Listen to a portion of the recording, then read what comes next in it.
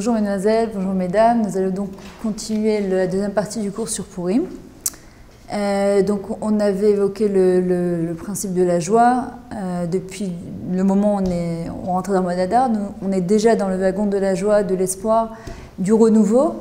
La joie, c'est justement de comprendre que je ne suis pas seule, Akadosh Baruch Hu m'accompagne, il y a des gens que j'aime, il y a des gens qui m'aiment, je ne suis jamais seule. Et le summum justement de la tristesse, c'est cette sensation de petit doute, d'être seule, d'être livré à soi-même, d'avoir l'impression que personne n'est avec nous, qu'Akadosh Baruch Hu nous a caché sa face. Et justement, Esther, c'est la shon hastara, d'accord, c'est caché, camouflé. Et la pire des choses pour un juif sur terre, c'est justement, c'est pas l'épreuve, c'est d'avoir l'impression qu'Akadosh Baruch Hu il n'est pas là. Et c'est ce qui vise d'ailleurs très souvent les adolescents. Ils essaient de se rapprocher d'Hachem, et nous-mêmes, parfois, quand on fait Teshuvah, et puis on a l'impression qu'Hachem il n'est pas là, il n'est pas avec nous. Maintenant, on avait parlé aussi de la Tfila, de beaucoup prier pendant la Seouda, pendant Purim. La vraie joie, elle démarre juste après la Megillat Esther.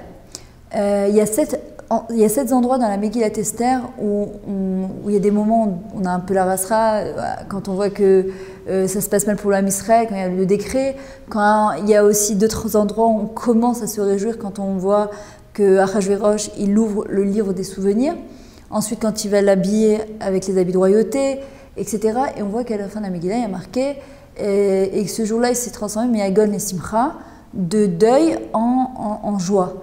Et en fin de compte, on doit prendre cet enseignement et se dire que chez un juif et dans le peuple juif, il n'y a jamais d'obscurité totale. Il y a toujours un moment où Akadosh Baruch Hu, il transforme cette obscurité-là en lumière. D'ailleurs, c'était la fête qui était juste avant, c'était Hanouka. On avait expliqué qu'un petit peu de lumière, ça suffit pour repousser beaucoup d'obscurité. Maintenant, le fait, c'est de parler aussi beaucoup avec Akadosh Baruch Hu et de prier. Il faut que ce soit une tefila qui vient du plus profond de nous-mêmes. Ce soit une prière faite avec notre cœur. La vraie tefila, elle est faite avec beaucoup de hanava. Un juif ne pose pas la question pourquoi. La marak goïm, les goïm posent la question pourquoi, mais nous on dit lema, à quoi tu veux nous faire arriver à travers cette chose-là. Et de comprendre justement qu'une vraie tefila, elle doit être faite avec beaucoup d'humilité. Pas pourquoi moi j'ai pas ça, pourquoi j'ai pas mérité ci. Justement, un juif, il doit prier Belav Nishbar, avec le cœur brisé, c'est la hanava, l'humilité. Et de comprendre que tout ce qu'Hachem m'a donné, de toute façon, c'est que du bien. Et ce qu'il va me donner, c'est aussi que du bien. Et d'essayer justement de concentrer tous les petits détails de notre vie et de voir comment on peut être joyeux avec ça. Maintenant, on voit que la hanava, l'humilité, c'est quoi la racine? C'est de la émouna, c'est justement la confiance en Dieu. Et justement, la gava, l'orgueil, c'est un manque de émouna. D'accord? C'est de vouloir beaucoup, pourquoi moi j'ai pas, pourquoi lui il a, etc. Maintenant, on voit que Haman Aracha, on le retrouve déjà au début de la paracha Bereshit, quand il y a marqué, et Akadosh Baruch Hu demande à Adam et Chava de ne pas toucher au Etzadat, il y a marqué Amin Etzadat. Les Chamim, ils le lire Aman Etzadat. Et en vrai, on voit que Haman Aracha, c'était quoi le truc du Etzadat? C'est de pas, l'arbre de la connaissance, on n'est pas obligé de tout savoir. Aujourd'hui, tu appuies sur une touche d'internet, tu es au courant de tout. Or, être au courant de tout, parfois, ça ne fait pas du bien. D'être au courant de toutes les nouvelles, de tous les potins de la terre, ça ne fait pas toujours du bien. Et Haman, il voulait tout dans toute sa totalité. Et en vrai, il a mangé du fruit du Etz Hadat, la connaissance. De quoi il a été puni? Il a été pendu sur un arbre. D'accord? Et c'est pas pour rien. C'est pas Stam qu'il a été pendu sur un arbre. Maintenant, tout le propre de Haman Aracha, et ça c'est quelque chose qu'on doit faire teshuva sur ça, parce qu'on fait la même chose, malheureusement. Et toute sa difficulté, toute sa haine qu'il avait contre le peuple juif, lui qui avait réussi tout, avoir une femme, je ne sais pas combien d'enfants, il était le bras droit du roi, presque plus riche que le roi, les honneurs, tout le monde le craignait, une grande maison, il avait tout, entre guillemets tout, pour être heureux. Une femme évidemment qui le poussait à avoir encore toujours plus. Mais il y avait une chose qu'il n'avait pas, et qu'il arrivait à dire, Kolze eno shoveli. Tout ce que j'ai, ça vaut rien du tout. Pourquoi? Parce que Mordechai Hatzadik, il ne veut pas se prosterner devant moi. C'est-à-dire tout ce que j'ai, tout ce qu'Hachem m'a donné, il m'a gratifié, ça vaut rien parce que je n'ai pas ça. Et si vous réfléchissez bien, il y a des fois, Akadosh Baruch Hu, je pense qu'il ne nous donne pas parce qu'il attend déjà de nous qu'on apprenne à concentrer tout ce qu'on a dans notre vie et d'abord de commencer par dire merci. Parce qu'en fin de compte, quand on dit quand j'aurai ça, je serai beaucoup plus besimcha, je serai plus joyeuse. Et quand j'aurai ça, quand j'aurai une grande maison, et quand je serai mariée, quand j'aurai des enfants, et quand j'aurai ci. Et au bout du compte, bémet, c'est qu'on n'est pas plus joyeux. C'est qu'on est joyeux sur le moment et après on cherche encore une raison d'être joyeux. En vrai, on doit être joyeux avec ce qu'on a. Akadosh Baruch Hu, il nous dit donne-moi une sécurité, que bémet, tu seras plus joyeuse. Tu ne me la donnes pas dans la mesure où, avec tout ce que je t'ai donné, tu n'arrives même pas à le voir. Tu penses que tu seras plus joyeuse quand tu auras ça. Donc, message, Akol, Kolze et Nocheveli, tout ce que tu m'as donné, ça vaut rien. On fait exactement ce qu'Aman Aracha, il faisait. C'est-à-dire que tout ce que tu as pu me donner à Akadosh Baruch Hu, ça vaut rien si je n'ai pas ça. Et en fin de compte, quand il nous donne ça, on se rend compte qu'on redit, mais quand j'aurai ça, et quand j'aurai ça, et quand j'aurai... Et on doit faire très très attention à ça. Maintenant, le chidouche et la vraie joie, c'est de comprendre que tout est entre les mains d'Akadosh Baruch Hu. Justement, c'est arrêter de penser que tout est entre mes mains. D'avoir cette shlita-là, de vouloir gérer. Quand je dis à Kolze Nocheveli, c'est-à-dire que tout ça ne vaut rien du tout si j'ai pas, c'est qu'il ou quelque part, je veux gérer ma vie. Tout doit être fait selon ma volonté. Or, on voit bien que rien n'est fait selon ce que nous on veut, mais en fin de compte, c'est Akadosh Baruch Hu. Je vous donne un exemple. Aujourd'hui, j'aurais dû faire cette émission à 1h. On m'a appelé pour me décaler à 2h. En fin de compte, il y a eu une Brit Mila au milieu, on m'a décalé à 3h. Je suis arrivée plus tard, il y a eu des embouteillages. Il y a eu un autre Rav qui est venu, le Rav Kadosh, qui a parlé entre-temps. Et tout ça, ça m'a permis, pendant ce laps de temps, de refaire le deuxième cours, c'est d'aller voir mon fils à la yeshiva et de pouvoir parler avec lui pendant une demi-heure, 40 minutes, quelque chose qui le dérangeait, que en général, j'ai pas trop le temps de rester pendant une demi-heure, 40 minutes, je reste 10 minutes, un quart d'heure, mais pas plus. Comment Akadosh Baruch Hu, parfois, il fait tourner tout pour le bien. Et nous, parfois, j'aurais pu en disant, non, excusez-moi, c'était là. Apprendre à être zorem, à couler. Quand une personne, elle se dépasse, elle va au-dessus de sa nature, Akadosh Baruch Hu aussi. Il agit avec la même personne, exactement de la même manière. Le ridouche, aussi, c'est de comprendre que si rien n'est entre mes mains et rien ne dépend de moi, ben c'est beaucoup plus facile. Parce que si je pense que je gère tout, alors évidemment que c'est difficile. Mais dans la mesure où tout est entre les mains d'Akadosh Baruch Hu, alors je laisse faire, je fais attention. Ce que j'ai à faire, je ne me repose pas sur mes lauriers, attention, pas du tout. Je fais ce que j'ai à faire en comprenant que je fais mes shtadlut et le reste entre les mains d'Akadosh Baruch Hu.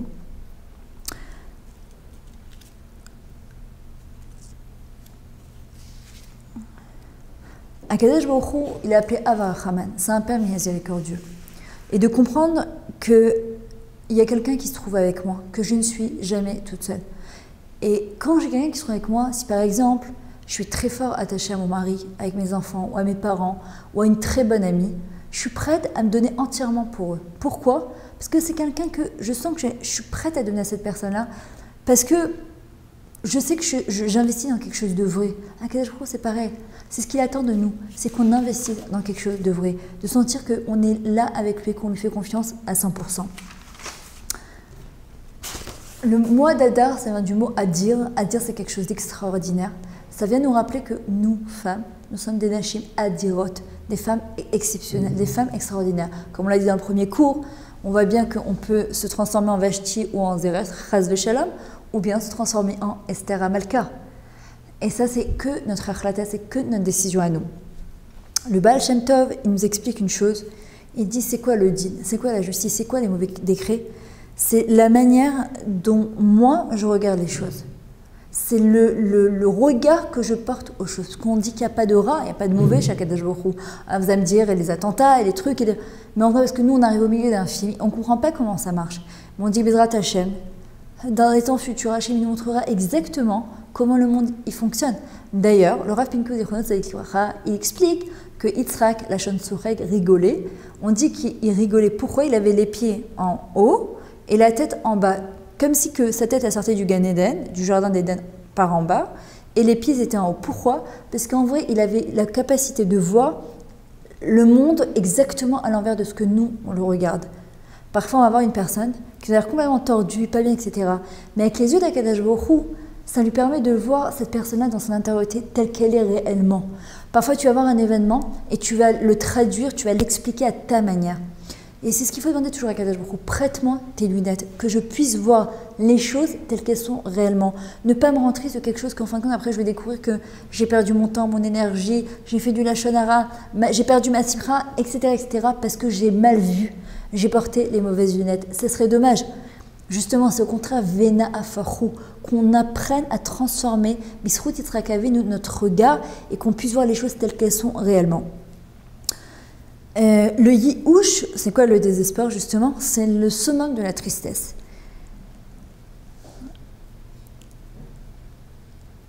Maintenant, une personne qui est smecha, une personne qui est joyeuse, Akadosh Baruch Hu, elle réside avec elle. Hachem, il l'accompagne tout le temps. Akadosh Baruch Hu ne peut résider que dans un cœur qui est malé simcha, qui est rempli de joie. Pourquoi? Parce que tout simplement, simcha égale Emouna. Pourquoi je serais joyeux? Parce que je sais que tout ce qu'Hachem fait, c'est pour le bien. Quand je commence à grogner, à pleurer, à m'exciter, à m'énerver, c'est que quelque part, j'ai mis Hachem de côté dans cette histoire-là. Et c'est dommage, je perds dans cette chose-là. Maintenant, je dois absolument me renforcer dans la joie, chanter, danser, danser avec mon mari, avec mes enfants, mettre de la musique à fond, me renforcer en Emouna, d'accord? Il faut savoir que le rire, il ouvre le cœur, il ouvre tout. Regardez quelqu'un qui fait de la gymnastique, d'accord? Moi, j'étais quelqu'un qui détestait la gym. Je me faisais dispenser dans tous les bacs de gym et tout ce que vous voulez, je ne supportais pas. Et bon, après, avec l'âge, avec le temps, pour toutes les bonnes raisons, pour la santé, pour l'esthétique, alors on commence à faire du sport malgré nous. Mais aujourd'hui, c'est quelque chose de merveilleux. Et au bout de 40-45 minutes, on dit qu'une personne, elle ressent de la vraie joie. Ça se voit sur son visage. Faites ce qui vous fait plaisir, Aïka, l'essentiel étant d'être joyeux. Pourquoi on ne peut pas aussi prouver que tout est pour le bien? Parce que c'est ce qu'on appelle un sechel eloki. Elo sechel enoshi. C'est une manière de réfléchir, on ne peut pas expliquer ça, c'est le cerveau divin, on ne peut pas. D'accord? Et nous, on a un cerveau humain, donc on ne peut pas comprendre. On peut prier, demander à Kadosh Baruch Hu qui nous montre, qui nous éclaire, qui nous renforce dans notre émouna, qu'on sait que de toutes les manières, tout ce qu'il fait, c'est pour notre bien.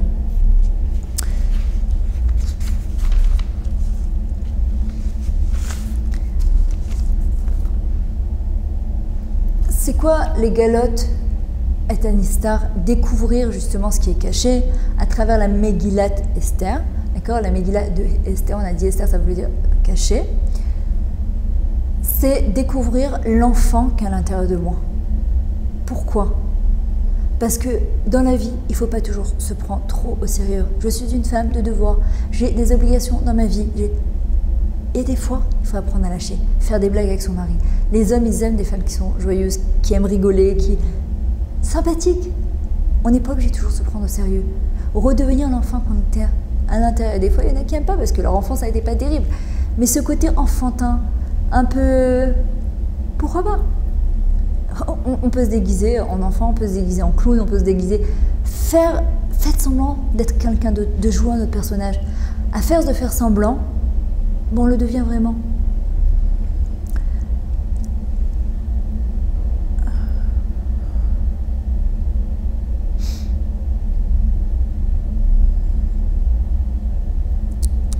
Ok. Maintenant, je vous avais parlé dans le premier cours qu'on parlerait par rapport au vin. Et par rapport à ce sujet du vin, pourquoi on boit à Purim, comme vous voyez bien que dans toutes les Seudot Mitzvot, comme Brit Mila, mariage, Shabbat, dans toutes les fêtes, il y a une mitzvah de boire du vin. Yaïn, Inva et Geffen, Inva et Geffen. Geffen, on sait que c'est aussi la pourriout, c'est apprendre à amener des enfants au monde. Mais évidemment que la Torah nous demande de boire. En tant que femme, c'est pas trop recommandé. Si vous voulez faire la bracha Geffen, il n'y a pas de problème. Mais évidemment, un homme comme une femme de manière modérée. Même un homme, il est tenu de boire modérément. Il y a marqué dans le Midrash, si on boit un verre de vin, on est docile comme un agneau. Quand on prend le deuxième, on est comme un lion, on pense tout savoir et tout gérer. Le troisième, on danse comme un âne. Et le quatrième verre, on se roule par terre comme, excusez-moi l'expression, mais c'est écrit comme ça, comme un porc, comme un cochon. Donc j'ai vu des gens boire et vomir. Franchement, c'est Chilul Hashem, c'est profaner le nom d'Akadosh Baruch Hu. Et on se trompe complètement dans Adelo Deloyada jusqu'à qu'on sache plus. On boit, on confond Aroraman et Baruch Mordechai. C'est quoi toute l'histoire ici? Alors déjà, premièrement, le vin, quand on prend un verre, qu'est-ce qu'on fait? L'echaim, à la vie. Le premier message qui passe ici, c'est que la vie, elle se choisit. On n'est pas là pour survivre, on est là pour vivre. Et c'est quoi vivre sa vie? C'est remplir son rôle, c'est exprimer son potentiel. C'est décider que quoi qu'il arrive, je serai une femme et une maman joyeuse. Je serai une bâtisse Israël. J'essaierai de faire plaisir à Kadosh Baruch Hu et autour de moi, ceux qui m'entourent. On voit que par exemple, aussi le vendredi soir, il y a par exemple, on doit rajouter 3 gouttes d'eau dans le vin. Pourquoi? Pour adoucir justement le rouge, ça représente la justice, le sang, la dureté. Et on rajoute ces 3 gouttes d'eau qui représentent le chesed, la bonté, pour adoucir cette justice-là. C'est ce qu'on dit mettre de l'eau dans son vin. D'où elle vient cette expression? En vrai, on remonte à Adam et Chava quand ils ont fauté. Hachem après il leur demande donc de donner, il dit à Adam, donner le prénom à tous les animaux. Et ensuite il dit Lecha ikreo lecha Adonakol, velikro Adam. Toi on t'appellera Adonakol, maître de tout, et moi on m'appellera Adam, la chaîne Adama. Je viens de la terre pour m'appeler d'où je viens et d'où je repars. Et ensuite il a donné un prénom à sa femme Chava. Il aurait pu s'énerver et l'insulter, ils auraient pu se disputer en disant à cause de toi on est sorti du Olam Haba, maintenant on doit réparer cette faute-là pendant 6000 ans, si tu n'avais pas mangé, etc. Mais au lieu de s'énerver avec sa femme, non seulement il lui dit rien, et en plus il lui dit Adreouya leikare Chava em kol habriot. Tu es apte et tu mérites et tu es louable pour être appelée mère de tous les vivants. Chava, la chaîne Chayut, Chavaya, c'est la vitalité, c'est l'expérience. C'est pour ça qu'une femme, elle est tout le temps, elle aime parler, elle aime s'exciter, elle aime parler avec les mains, etc. Et on apprend de là, c'est mettre de l'eau dans son vin, apprendre à arrondir les angles.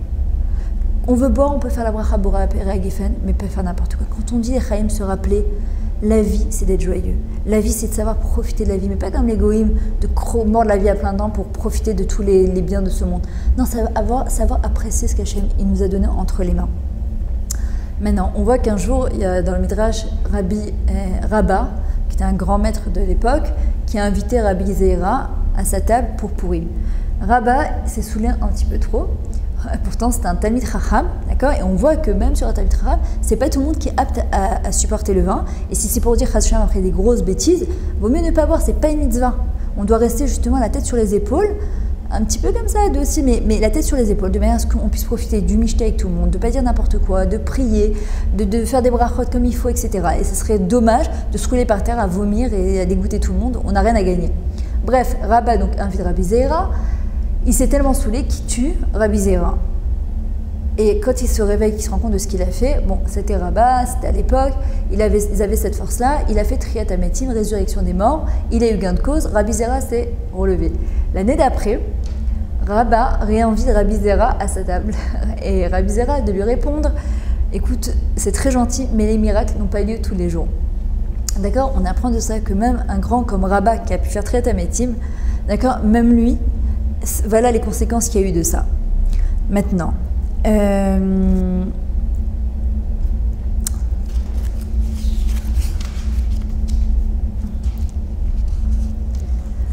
le fait qu'on boive à Purim, justement, c'est pour fêter la résurrection physique du peuple juif. On avait dit qu'à Hanouka, c'était une destruction spirituelle qui voulait obtenir de nous. À Purim, c'était une destruction physique. Et là, Baruch Hashem, on fête le fait qu'on n'a pas été tué au niveau de notre corps. Et on voit bien que c'est quelque chose que physique. On mange, on boit, on se déguise, on fait des mishloach manot, on fait que des choses qui ont attrait au physique. Pourquoi? Parce que pour fêter justement cette chose-là. Et on sait que Kippour, qui est Purim, d'accord, ou Purim, Kippour, je m'embrouille, c'est pas grave, qu'on compare Kippour à Purim, c'est exactement la même chose, sauf qu'à Kippour, on doit jeûner, on doit prier toute la journée, on est habillé en blanc, d'accord, pour s'élever. Et à Purim, c'est une fête qui va rester et qui est beaucoup plus grande. On fait exactement le contraire, on ne fait que des choses qui sont matérielles. On se déguise, d'accord? Pourquoi? Pour justement élever toute cette matérialité. On dit que Purim est beaucoup plus grand aussi que Kippour. Maintenant, on voit que Noach aussi, après le Maboul, après le déluge, il a tellement été évidemment déprimé de voir tout le monde complètement ravagé, qu'il a planté des vignes, et de cette vigne-là, il s'est saoulé de cette souris-là, il a permis la débauche de son petit-fils. Donc il faut faire très attention. Le vin, c'est bien, mais de manière modérée. D'ailleurs, comme dans chaque chose dans la vie, c'est apprendre à avoir le juste milieu, ce qu'on appelle en hébreu le jus lazar, le milieu, le trait d'or. Pourquoi? Parce que ni trop à droite, ni trop à gauche. On voit par exemple avec Esther Malka que, qu'est-ce qu'elle a fait? Quand est-ce qu'ils ont commencé à faire teshuva les Juifs? C'est quand Esther Malka a accepté d'aller au michté, au festin de Haman. Là, ils étaient en grande panique. Ils ont dit quoi? Même toi, Esther Malka, tu nous tournes le dos. Et à ce moment-là, ils ont fait une vraie teshuva. Ils se sont mis sacs VFR, ils ont mis des sacs comme des endeuillés, ils se sont assis par terre 3 jours et 3 nuits, ils ont pleuré, prié, teshuva, zakot fila, ma'avir, medroa, xera. Ils annulent le décret, et à ce moment-là, Akadosh Baruch Hu a réveillé sa midat harachamim, et il a accepté leur teshuva. Et c'est la raison pour laquelle, c'est quand on dit Adelo de Yada, c'est qu'on boit jusqu'à qu'on ne sache plus, qu'on s'embrouille entre Arour, Mordechai, que Mordechai soit maudit et que Haman soit béni. Pourquoi? Le Rav Pinkus explique que parfois, pas le méchant, comme Haman Aracha, c'est grâce à lui, Baruch Haman, qu'on a pu faire teshuva. Et que parfois, quand on compte trop sur un tzaddik, comme Esther et Mordechai, eux, c'est les tzaddikim de la génération, donc c'est Besséder, c'est bon, je compte sur eux. Donc on ne fait pas notre propre travail personnel. Les sgoulottes, et je vous l'ai déjà dit, je vous le redirai, les kémiot, d'aller voir des mikoubalim, des rats avec les trucs, c'est très bien. Mais c'est parce qu'Hachem, il attend de nous. Il y a un vrai travail de l'intérieur à faire. Et ça, aucun tzaddik ne pourra le faire à notre place. Il peut intercéder en notre faveur, prier pour nous, mais le vrai travail pour lequel on est venu sur Terre, c'est pas les sgoulottes et les kémiot qui nous aideront à changer. C'est une vraie prise en main. Et c'est pour ça qu'on dit Arour Mordechai, que Mordechai soit maudit, parce que qu'il ou quelque part, à cause de lui, le Ham Israël n'était pas teshuva. Mais justement, à partir du moment où ils ont compris que Esther allait passer justement à l'extrémité, là ils ont fait teshuva. Et pourquoi je parlais de ça, du juste milieu? C'est des fois dans la vie, on fait teshuva, on devient très intolérant. Il y a toujours un moment d'extrême comme ça, ou à droite ou à gauche. Mais il ne faut jamais oublier, c'est de revenir au milieu. D'accord, on voit bien l'aiguille d'une balance avant qu'elle trouve sa place. Une fois à droite, une fois à gauche. Sauf parfois quand on a le poids. Des fois, c'est beaucoup trop à droite au lieu d'être trop à gauche. Bref, qu'est-ce que choisir la vie? Choisir la vie, il y a marqué Bacharta Bachaim, tu as choisi la vie, c'est sortir de l'habitude. Le hergel, en hébreu, ça se dit hergel. Si on change les lettres, ça fait goral. Goral, ce qu'on a dit, c'est toute l'histoire de Purim, c'est le tirage au sort. C'est-à-dire que quelqu'un qui veut changer son sort, il doit sortir des habitudes. Parce que parfois, malheureusement, on crée des mauvaises habitudes. Comme par exemple, quelqu'un qui ne fumait pas, qui se met à fumer pour la frime, et bien après, ça devient une habitude. Il est dépendant de cette habitude-là. Donc, on doit apprendre à créer des bonnes habitudes. Fais semblant de rigoler, fais semblant d'être sympathique, fais semblant de ne pas dire la chanara, fais semblant de, je sais pas, d'être gentil, fais semblant de ce que tu veux. Fais semblant d'étudier la Torah. Nous, on a un ami avec mon mari, je lui ai dit, moi, je perds pas de temps, j'étudie la Torah. Après, il n'était pas comme ça.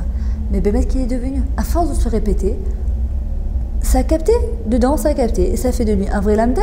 C'est quelqu'un qui étudie aujourd'hui ma machine Torah comme il faut. La force de la pensée positive, elle a la force de changer tellement de choses dans notre vie. Et c'est dommage de ne pas l'utiliser à bon escient. J'y arriverai pas, je peux pas pour je vais y arriver, Bezrat Hashem, je sais que je peux y arriver, Kadosh Baruch Hu, qui va m'aider. Il n'y a que toi, Hashem, qui peut m'aider. Parce que toi, tu ne m'aides pas, personne ne pourra m'aider. Alors que j'ai besoin de ton aide, j'ai besoin, et je sais que je vais y arriver. Et la persévérance, et la volonté, et la motivation. Quand on a dit Miché, le moteur avant qu'il chauffe, parfois il met un peu de temps, mais une fois qu'il est en route, vous allez voir, ça va être génial. Maintenant, il faut faire aussi attention à une chose, à Kadosh Baruch Hu, c'est de ne pas faire de ce qu'on appelle Masa Omatan. Je prends ça sur moi et toi tu me donnes ça. Je fais ci et toi tu me donnes ça. Parce qu'on ne connaît pas les comptes Hachem. Peut-être même quand on a fait tes choix sur une certaine chose, c'est Mechaper, ça explique d'autres fautes qu'on a fait. Quand on doit demander à Kadosh Baruch Hu, on lui dit Ata Avinu Malkeinu. Mon père était mon roi, toi tu peux tout donner et tu veux tout me donner. Donc si tu me donnes, c'est gratuit. Non, pas ce que j'ai fait. C'est sûr, c'est toujours prêt à prendre des choses sur soi. Mais pas croire parce que j'ai pris ça ou j'ai fait ça, alors celui-là il va guérir, celui-là il va avoir plus de pardon. C'est dangereux, ça peut nous faire perdre notre émouna. Et s'il n'y a pas alors ceux qui sont chazak en émouna et qui sont forts, ils savent que de toute façon j'ai fait ce que je pouvais. Mais ceux qui ne sont pas forts et qu'on leur dit si tu fais Shabbat, il faut faire très attention. On ne fait pas de Massa ou Matan avec Kadosh Baruch Hu. C'est pas donnant. Il y a marqué, c'est quoi l'Ifra Bachaim, choisir la vie. Tzadik be'emunato yechi. Le tzadik ne vivra que de emuna. D'accord? C'est quoi la emuna? On a dit, c'est la simcha, c'est la joie de vivre. Et justement, c'est s'attraper, on a dit sortir de l'habitude à ce qu'on appelle Gatsa Acharon, à l'extrémité. Je suis venu nu, je retournerai nu en terre qu'avec mes bonnes actions et toutes les mitzvot que j'ai pu faire. Et le Mouvan Me'elav, c'est que je pense que tout m'est dû. Ça, justement, il faut absolument sortir de ça. Et ça s'appelle être joyeux. Et ça s'appelle vivre. Si je pense qu'être marié, avoir des enfants, avoir une parnassa, être en bonne santé, c'est normal, c'est le plus grand des dangers. Au contraire, je dois apprendre à sortir de ça et de m'attraper en me disant, attends, je suis une nue au monde. C'est-à-dire que ça, ce que je porte, c'est Hachem qui me l'a donné. Et ça aussi, et ça aussi, et ça, et ça, et ça, et ça, et ça. Je vois, je respire, je parle, je mange, je dors, je bouge, je gesticule. Mais qui c'est qui me l'a donné? Je suis venue nue au monde et je n'emporte rien avec moi. Ma joie, mes bonnes actions, ma reconnaissance. D'ailleurs, dans Purim, il y a deux choses qui ressortent qui sont très fortes. Akaratatov, Ve'anava, la reconnaissance et l'humilité. Pourquoi? Quand ils ont fait Mishloach Manot, qu'ils ont donné donc tous ces paquets-là les uns aux autres, il faut savoir déjà la première chose que le premier Mishloach Manot qu'on fait, la kavana, l'intention qu'on a, c'est pour Akadosh Baruch Hu, c'est pour toi, Hachem, que je le donne. On ne le dit pas devant la personne parce qu'elle risque de ne pas comprendre. Mais dans votre, donnez-le à quelqu'un que vous aimez très fort. Il y en a qui diront, donnez-le à quelqu'un justement avec qui vous êtes un petit peu en... D'accord? Mais le premier, donne à quelqu'un que tu aimes très fort. Pourquoi? Parce que pense à Akadosh Baruch Hu quand tu le donnes celui-là. Et en vrai, quand ils se sont donnés justement les Mishloach Manot, en vrai, qu'est-ce qu'ils disaient à eux? C'est Bisroutra par ton mérite à toi, ton jeûne à toi, tes tfilotes à toi, ta tchouva à toi, qu'on a été sauvés. C'est pas par moi, parce que moi je me suis assis, j'ai jeûné 3 jours et 3 nuits. Ils sont arrivés à une espèce d'humilité, justement de anava, de reconnaissance les uns vers les autres. Et c'est ça qui a pu à Kadosh Baruch Hu. Et qu'on doit aussi avec Kadosh Baruch Hu avoir de la reconnaissance sur tout ce qu'il nous donne matin, midi et soir. Il y a aussi l'histoire du Triataméti, la résurrection des morts. D'accord, on sait qu'à Purim, le Rav Pinkus, il explique que c'était une vraie résurrection des morts et ils ont reçu la Torah à nouveau de leur propre gré. Pas comme à Shavuot, de leur propre gré. Ils ont eu une envie. On sait qu'une personne, quand elle est devant la mort, elle a une envie de vivre quelque chose d'incroyable. Et comme cette fête, elle revient avec la même intensité, se dire, bon ça y est, on est vers la fin de l'hiver, tout ce que j'ai investi, tout ce que j'ai l'impression que ça ne donne pas de résultat, mes enfants, mon mari, ma parnassa, t'inquiète pas, ça va sortir. Triat Ametim, on prie tous les jours dans la Mida, le Shemona Esrei pour ça. Baruch Ata Hashem Echai Ametim, loué soit Kadosh Baruch Hu qui fait la résurrection des morts. Mais c'est quoi en vrai? C'est tout ce que j'ai à l'intérieur de moi, toutes les forces que j'ai en tant que femme juive, Kadosh Baruch Hu les fasse revivre et ressortir.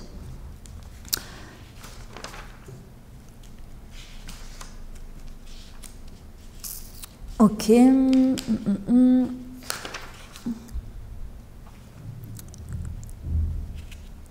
On voit que dans le Purim, dans le mot Purim, les Chachamim, ils expliquent que ça contient toutes les fêtes. P, c'est Pessah, Vav, c'est Vesukot, Resh, c'est Rosh Hashanah, Yud, c'est Yom Kippourim, et même, c'est Matan Torah. Pourquoi? C'est trop long à vous expliquer maintenant, mais on voit que par exemple, dans la Parashat Bereshit, il y avait déjà toute l'histoire de Purim, enfin, de toute façon, dans toute la Torah, toutes nos vies, elles sont inscrites, tout ce qui va se passer dans le monde, du début jusqu'à la fin des temps, c'est inscrit. Maintenant, pourquoi Pessah, c'est quoi? C'est la fête de la liberté. Et justement, ils sont sortis vers la liberté physique à ce moment-là, dans la mesure où le décret a été annulé à la dernière minute. Sukkot, ils étaient mitachad kenfa Shrina, sous les ailes de la Shrina de Hakadosh Baruch Hu qui les a protégés à ce moment-là. Resh, c'est Rosh Hashanah, le livre de la vie et de la mort est ouvert. Qu'est-ce qui va se passer? Yom Kippourim, Tshuva Tzedaka Utfila, ça a annulé les mauvais décrets. Et même Matan Torah, ils ont récupéré, ils ont reçu la Torah à nouveau. Il y a aussi une chose qui est très importante et qui vous aidera aussi. Je me posais la question comment parfois quand on fait la tête et qu'on n'a pas envie de sortir de ça et qu'on est bien, même parfois dans cette espèce de miskenout comme ça, d'accord, comment faire pour sortir de ça? Repensez à une situation qui vous fait très rire. Vous avez attrapé des fois avec vos maris, avec vos enfants, avec une amie, des choses que vous êtes... Regardez, quand par exemple, je reçois quelqu'un en soins pour du coaching par exemple, et elle est là, etc. Le deuxième fois je la vois, je lui dis, elle me dit, oh, c'est génial, bon prochaine, ça marche, etc. Et la troisième fois, je lui dis alors, je dis, ouais, moi cette semaine j'étais en baisse, etc. Et comment tu as fait pour faire que la première fois ça a marché? Et soudain, elle se réveille à nouveau parce qu'elle se remet en fait dans la situation où ça a marché. Et quand elle part, elle est toute enflammée. La même chose quand il arrive quelque chose de pas bien. Quand on commence, soi-disant, à raconter de manière utile à une copine ce que la copine elle m'a fait, je me chauffe. Et quand je répète une deuxième fois, je me réchauffe encore plus. Une troisième. Donc, mettez votre énergie sur des choses au contraire qui sont beaucoup plus positives. Imaginez-vous des scènes que vous avez eues qui vous ont fait rire. Moi, ça m'est arrivé Shabbat. Je me suis pris un fou rire. Mon mari croyait que j'étais un peu coucou, quoi. Qu'est-ce qui t'arrive? Et en fin de compte, j'ai revu quelque chose qui m'a fait rire. Et chaque fois que je pense à ça, ça me fait rire automatiquement. Donc, quand vous voyez que vous êtes comme ça, prochaine fois, d'accord? Eh bien, pensez à quelque chose qui vous a fait rire. Et chaque fois, concentrez-vous sur ça. Vous allez voir en 2 minutes, ça va, Bezrat Hashem, se réveiller.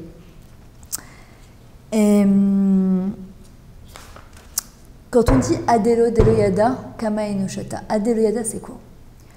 C'est jusqu'à que je ne sais plus, jusqu'à qu'il ne sait plus. En vrai, c'est quoi? C'est quand justement on est au bord du précipice, on ne sait plus où on va, où on met les pieds, d'où la Yeshua elle va arriver. Jusqu'à maintenant, j'ai mon père qui est banquier, mon oncle qui est médecin, mon truc qui est avocat. Donc, j'ai où m'attraper. Et une des prophéties, c'est qu'à la fin des temps, on s'accrochera sur des murs lisses. Essayez de grimper sur un mur lisse, vous, on ne sait pas trop comment. La seule chose qui nous fera tenir, on n'a pas sur qui compter, seulement sur Akadosh Baruch Hu. Ah, Deloada, jusqu'à que je ne sais plus, Hachem, je ne sais plus. Ah, maintenant tu ne sais plus. Maintenant je vais pouvoir intervenir et te sauver. C'est ce qui est passé avec l'homme Israël. Tant qu'ils comptaient sur Mordechai et Esther, ça va. À partir du moment où ils ont dit quoi, même Esther nous a tourné le dos, on est foutu. D'ailleurs, à partir de Rosh Chodesh Adar, normalement c'est bien, c'est pas obligé, c'est toujours bien, c'est de lire le Tehillim Kavbet, le 22. C'est celui qui Esther Amalka a écrit Eli Eli lama azaftani rachok lamnatzel ta'elet hashacha. Elle dit à Hachem, pourquoi tu m'as abandonné? Pourquoi tu m'as mis dans un royaume 7 ans avec Achashverosh, avec un roi Goy? Et on apprend c'est quoi la grandeur d'Esther. 5 ans, elle s'est tue. Elle n'a pas dit d'où elle venait, qui elle était. 5 ans, elle a su se taire. On apprend d'elle la force de la shika, du silence, comme avec Rachel Imenu. Elle n'a rien dévoilé. Elle est restée la même princesse du Ham Israël. Elle a gardé sa pudeur, elle a gardé toutes ces manières d'une femme juive.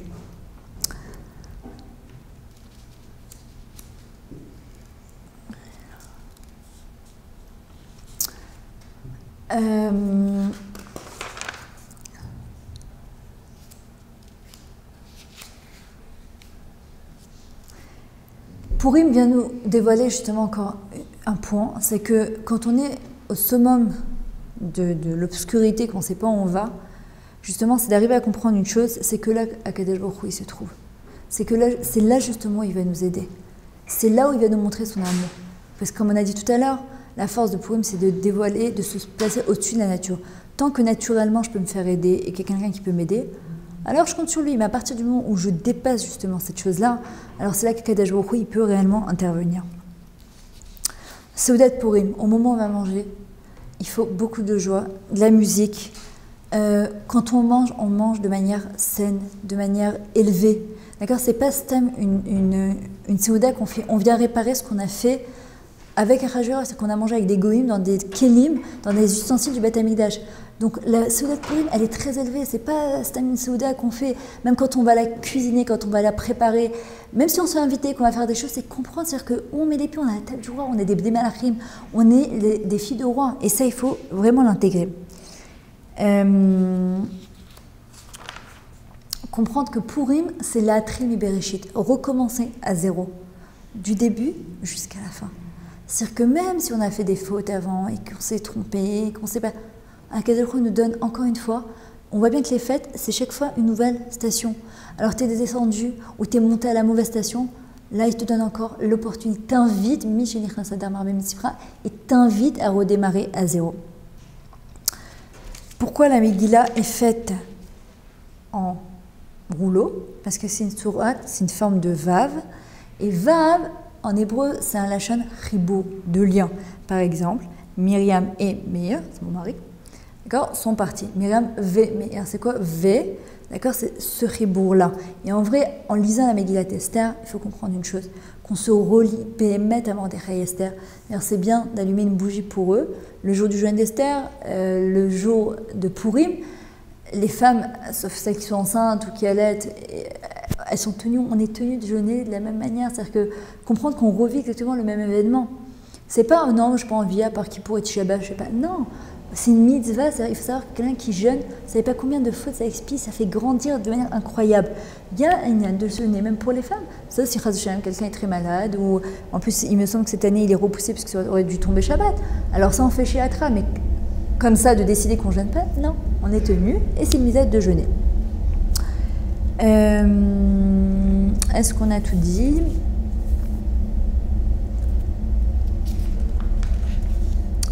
On voit aussi que de la même manière qu'à Purim, c'est la Midat HaRachamim, la mesure de miséricorde qui s'est réveillée, alors on doit redemander la même chose à Kadosh Baruch Hu pour toute l'année. Pas que pour la période de Purim, pour toute l'année qu'Hachem il soit miséricordieux et bon avec nous. Il est bon, mais que vraiment ce soit qu'il y ait de l'emprise sur le monde et pas le contraire. Le jour du jeûne aussi, c'est bien de prier, d'accord, demander Bisroud, Mordechai et Esther, qu'on ait le même charisme, la même force pour tenir face à la pression, à l'antisémitisme, à l'assimilation, etc., etc. On voit que le mois d'Adar, c'est Mazal Dagim, d'accord, Mazal Dagim, c'est les poissons. Il est marqué Pérou, vous, Kadagim, multiplier, fructifier, ce qu'on a, Pérou, ça vient de péri, ce qu'on a investi, ça va fleurir. Maintenant, pris, c'est un fruit. Et aussi, on sait qu'un poisson, il ne peut vivre que dans l'eau. Et on sait El-Maïm et la Torah, et que l'eau pour la Misra, c'est la Torah. Esther, elle nous apprend la force de la shtika, la force du silence, la force du remerciement, d'accord ? Et comprendre une chose avec laquelle on va terminer. Nous faisons toute partie d'un grand orchestre. Chacun y tient un instrument différent. C'est vrai que si vous voyez un orchestre, il y en a un, ça va être la guitare, on va être waouh, l'autre le piano, on va avoir les yeux centrés sur lui, le violon, c'est tellement beau, c'est doux, et puis il y en a un avec d'accord, mais coché, si on le voit, et pourtant, il a quand même sa place. C'est-à-dire que pourtant, malgré tout, il est important dans ce chef d'orchestre, même sa petite note, elle est importante. On fait toute partie de cet orchestre-là qui s'appelle Am Israël. On a toute chacune à faire tchic tchic tchic. Et quand on secoue même pendant Purim les crécelles et qu'on tape des pieds pour montrer à Kadosh Baruch Hu combien on est content et on est fier de faire partie du Am Israël et qu'on comprend combien il nous a délivrés. D'ailleurs, faire très attention, mesdames, de ne pas avec des petits enfants à la synagogue, d'essayer de faire un roulement avec vos amis, avec votre famille, avec vos grandes filles, et surtout de ne pas s'énerver pendant la Megillat Esther. Surtout ne pas s'énerver. Même s'il y a du bruit, essayez de vous concentrer. Si vous n'arrivez pas, allez à notre minyan, essayez de faire en sorte que, mais restez calme, mais concentrez-vous dans ce que vous faites. Voilà, et de comprendre que la décision et la volonté, ce sont le chemin qui nous amènera vers cette joie-là, vers cette émouna-là. Comme on dit, Amekave Tamid Besimcha. Celui qui espère est toujours joyeux.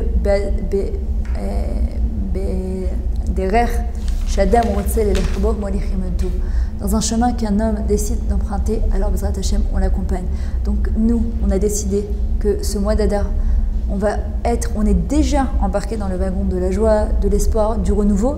Et pour toute l'année, que pas pour le mois d'Adar, comme ça on va Bezrat Hashem aussi pouvoir faire notre ménage de Pessah, Bessimcha, bien, de manière joyeuse, etc.